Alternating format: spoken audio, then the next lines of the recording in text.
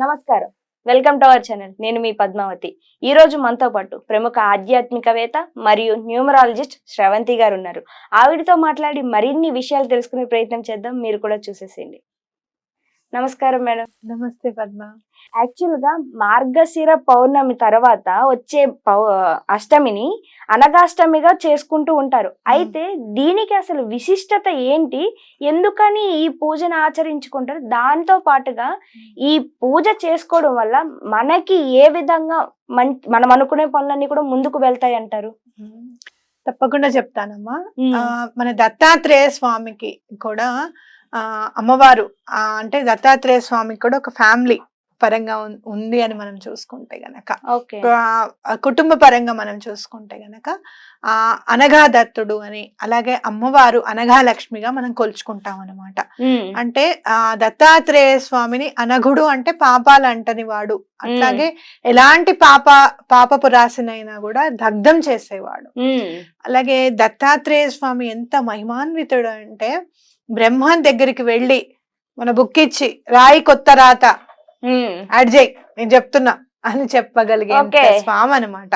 అంటే మన రాజ్యాంగంలో వెసులుబాటు ఉన్నట్టు మనకి గ్రంథాల్లో కూడా వెసులుబాటు అందించగలిగేంత ఉంది. మనకి తలరాత రాసిన తర్వాత బ్రహ్మ కూడా మార్చలేడు ఆ తలరాతని అని చెప్పి మనం చెప్పుకుంటూ ఉంటాం పద్మ.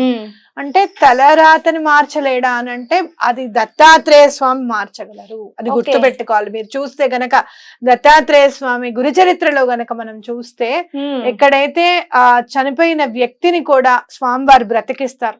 పక్కన ఆయన అడుగుతాడనమాట ఒక శిష్యుడు, స్వామి మీరు ఇప్పుడు కర్మకు అడ్డు వెళ్ళలేదా మరి అని అంటే, నేను కర్మకు అడ్డు వెళ్ళలేదు, నెక్స్ట్ జన్మలో ఒక 30 ఏళ్ల వయసు ఆయుష్ని తీసుకొని వచ్చి 30 సంవత్సరాల ఆయుష్ని తీసుకొని వచ్చి ఈ జన్మలో కలిపాను నేను.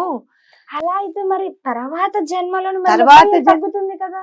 తగ్గితే అప్పుడు సంగతి అప్పుడు. ఇప్పుడు ఆయన నమ్ముకుని వచ్చారు కదా, ఇప్పుడు దత్త భక్తి ఉండడం వల్ల అలా చేశారు. మరి నెక్స్ట్ జన్మలో కూడా అదే దత్త భక్తి ఉంటే ఆయన ఏం చేస్తారు? అర్థమైందా? అయితే భక్తి అప్పుడు 90 సంవత్సరాల ఆయుష్ ఉండి కావచ్చు, అప్పుడు 90 ఏళ్ళు కాదు 60 ఏళ్ళు అక్కడ బతికినా పర్వాలేదు.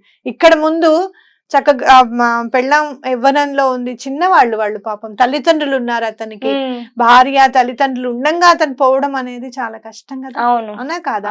అలాంటిది భక్తితో వస్తారనమాట, స్వామి రక్షిస్తారు, ఎటువంటి పరిస్థితుల్లోనూ స్వామి కాపాడతారు అని చెప్పి తీసుకొస్తుంది ఆ అమ్మాయి. కాబట్టి అలా మనం చూసుకుంటే గనక స్వామి వారు శ్రీపాద శ్రీవల్లభుల చరితామృతంలో కూడా అలా చనిపోయిన అతన్ని బ్రతికిస్తారన్నమాట స్వామివారు. కాబట్టి ఎప్పుడైనా దత్తాత్రేయ స్వామిని గనక మనం పూజిస్తే ఎలాంటి కర్మ అయినా కూడా కరిగిపోతుంది, ఎలాంటి పాపమైనా కూడా దగ్ధమైపోతుంది.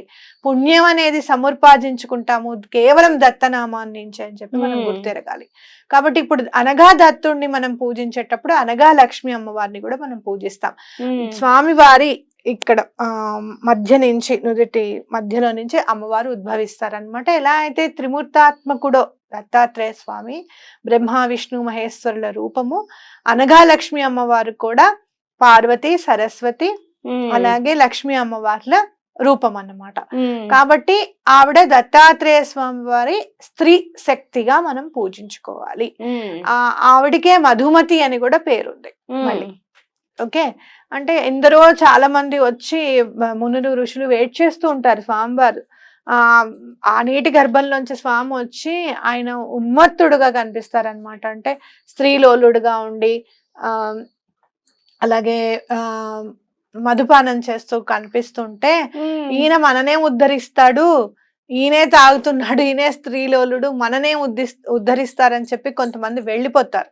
కొంతమంది మాత్రం ఆయనను అడుగుతారు, మీరు మమ్మల్ని టెస్ట్ చేస్తున్నారని మాకు అర్థమైంది, అంత కాదు మీరే రక్షించాలి అని అన్నప్పుడు ఆయన అనగుడుగా అనగా లక్ష్మిగా అమ్మవారు కనపడి వాళ్ళని ఉద్ధరిస్తారనమాట. ఇక్కడ మీరు వ్రతం చేసుకునేటప్పుడు చాలా ప్రాబ్లమ్స్ లో ఉన్నప్పుడు, నేను ఈ వ్రతం చేసుకున్న తర్వాత నాకు ఒక దారి అనేది ఖచ్చితంగా దొరికిందని చెప్పుకోవాలి. మీరు చూస్తే ఇక్కడ 8 అష్టసిద్ధులు ఉంటాయి, సిద్ధులు ఉంటాయి, లగ్గిమ అలాంటి సిద్ధుల పేర్లు ఉంటాయి అన్నమాట. ఆ సిద్ధులన్నీ కూడా స్వామి వారి పుత్రులుగా మనకి పిల్లలుగా మనకి కనిపిస్తాయి. ఇక్కడ ఏంటంటే అష్ట దళము కూడా చాలా వెరైటీగా వేస్తాం. స్టార్ రూపంలో వేసుకొని అక్కడ స్వామివారిని అమ్మవారిని 2 కలశాలుగా పెట్టి ఆ 2 కలశాల్లోనూ స్వామివారిని అమ్మవారిని ఆవాహన చేసి ఆ మిగతా అన్ని ప్లేసెస్ లో ఈశాన్యంలోను అలాగే ప్రతి దగ్గర మనము ఈ సిద్ధులన్నీ కూడా ఆవాహన చేసుకుంటాం అనమాట. వాటికి కూడా చిన్న చిన్న కలశాలు అనేది పెట్టుకోవడం అనేది మనం చూస్తాం. మీరు అనఘాష్టమి వ్రతము అని బుక్ దొరుకుతుంది, అది ముందు రోజే తెచ్చుకొని దానిలో ఏమేం కావాలని చూసి ఎలా పూజ చేసుకోవాలనేది ఒక మ్యాప్ లాగా వేసుకోండి. మీరు తప్పకుండా మీరు చేసుకోగలుగుతారు. మీరు బ్రహ్మాని పెట్టుకుని చేసుకునే వెసులుబాటు గనక ధనం రూపంలో మీకు ఉంది, పర్వాలేదు మేము పెట్టుకోగలుగుతాము అనకంటే గనక తప్పకుండా బ్రహ్మాని పిలిచి చేయించుకోవడం అనేది చాలా మంచిది. ఎటువంటి పరిస్థితుల్లోనూ మంచే జరుగుతుంది అనేది నమ్మండి. తప్పకుండా స్వామివారి అష్టోత్తరం, అమ్మవారి అష్టోత్తరం ఇవన్నీ ఉంటాయన్నమాట. తప్పకుండా చేసుకోండి పూజ. అలాగే చేసుకున్న తర్వాత తప్పకుండా ఒక 10 మందికో 8 మందికో ఒక 15 మందికో 16 మందికో మీ ఇష్టం ఒక పులిహార చేసుకున్నా పర్వాలేదు ఇంట్లో. ఆ పులిహార తప్పకుండా ఎవరికన్నా ఇచ్చిన తర్వాత మీరు తినడం అనేది ప్రసాదంగా అందరికి పంచిన తర్వాత తీసుకోవడం అనేది చాలా ఇంపార్టెంట్. అది మరి దాంతో పాటుగా మరి ఈ వ్రతాన్ని చేసుకోవాలి అనుకున్న వారు ఉదయం ఆచరించాలంటారా లేకుంటే సాయంత్రం వేళలో ఆచరించాలంటారా? ఉదయమే ఆచరించాలి. అష్టమి తిథి కంపల్సరీగా ఉండాలి. 23వ తారీఖు అష్టమి తిథి ఉందని ఉంది, మనం చూసుకున్నాం కదా. 23 డేట్. అవును, 23వ తేదీన ఉంది. అష్టమి తిథి నాడు చేసుకోవాలి, ఉదయమే చేసుకోవాలి. సాయంత్రం పూట అంటే పొద్దున్నంతా ఉపవాసం ఉండి సాయంత్రం పూట కూడా చేసుకోవచ్చు, కానీ నేను ఎప్పుడు చేసుకున్నా ఉదయమే చేసుకున్నానమ్మా. మరి ఇప్పుడు మనం అమ్మవారిని దాంతో పాటుగా మనం దత్తాత్రేయుల వారికి కూడా మనం పూజిస్తున్నాం కాబట్టి ఈ పూజలో ఇంకేమైనా ప్రత్యేకత ఉంటుందంటారా లేకుంటే మా బుక్ లో ఉన్న విధంగానే పూజ? వ్రతం మీకు ఎలా అయితే సత్యనారాయణ స్వామి వ్రతం కథలు ఉంటాయో అలానే ఇక్కడ కూడా 5 కథలు ఉంటాయి. మా సిద్ధులని కూడా వారి పుత్రులుగా మనం చూస్తూ వాళ్ళని కూడా ఆహ్వానించడం, అలాగే నవగ్రహాలని కూడా ఆవాహన చేయడం అనేది మనం చూసుకుంటాం. బుక్ చాలా ఈజీగా ఉంటుంది, అర్థమైపోతుంది. ఒకటి ఏంటంటే ఈశాన్యం ఇక్కడ మీరుగా చేసుకుంటే గనక ఈశాన్యం ఎక్కడ, వెస్ట్ ఎక్కడ, ఇవన్నీ గనుక మనం ఒక్కసారి మన కంపాస్ లో పెట్టుకొని గనుక మనం చూసేసుకొని మార్క్ చేసుకుంటే పూజ చేసుకోవడం చాలా ఈజీ. దాంతో పాటు మరి అందరికీ పూజ చేసుకునే వెసులుబాటు దొరకకపోతే కనీసం మంత్రోచ్చారణ చేసుకొని పూజ చేసిన ఫలితం కూడా పొందే అవకాశం ఉంటుంది. అలాగా వ్రతం చేసుకుంటే చాలా మంచిది. మార్గశిర మాసం అష్టమి నాడు గనక ఈ పూజ చేసుకుంటే సంవత్సరం మొత్తం కలిసి వస్తుంది. మనకి 365 రోజులు ఇచ్చిన భగవంతుడికి మనం ఒక్క రోజు కూడా కేటాయించలేకపోతున్నాము అని అంటే మన గురించి మనం ఆలోచించుకోవాలి ఒక్కసారి. అట్లా కర్మ ఎట్లా మనం పట్టి పీడిస్తుంది అనేది తెలుసుకోవాలి.